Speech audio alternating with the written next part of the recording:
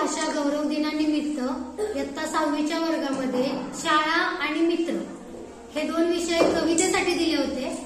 माझ्या माहितीप्रमाणे ही 6वीची मुलं त्यांच्या आयुष्यात पहिल्यांदाच कविता करण्याचा प्रयत्न करत आहेत, त्यामुळे आपण त्यांची जी काही कविता आहे त्याचं कौतुक निश्चितच करणार आहोत। तर निशांत काय नाव आहे कवितेचं? शाळा।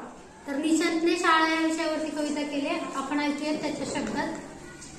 शाळा ही आमची सुंदर शाळा, शाळेत खेळती सुंदर फुलपाखरे, शाळा ही आमचे दुसरे मंदिर, जिथे मित्र भेटली जीवाभावाची ती म्हणजे शाळा।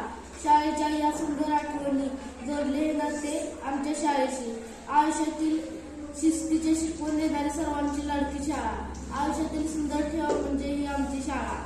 खूप सुंदर, खूप सुंदर। चला, यानंतर अंजली येत आहे।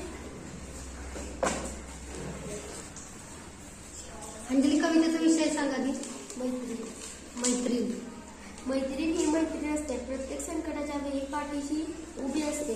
मैत्रीण ही दुसरी बहीण असते, जशी आई आपल्याला बोटाला धरून चालायला शिकवते, तशी मैत्रीण आपल्याला लढण्यासाठी हिंमत देते। म्हणून तर म्हटलं आहे ना, मैत्रीण ही जीवाची शान असते। छान छान।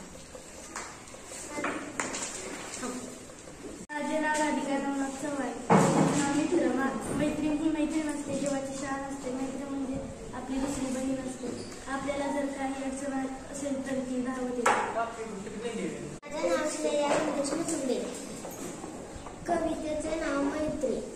मैत्रीण ही मैत्रीणच असते, मैत्रीण म्हणजे आपली दुसरी बहीण असते, आपल्याला जर काही अडचण असते तर ती धावत येते आणि आपली मदत करते। मैत्रीण ही मैत्रीणच असते, जीवाची शान असते। माझे नाव श्रावणी लक्ष्मण कोळपेश। कवितेचे नाव शाळा।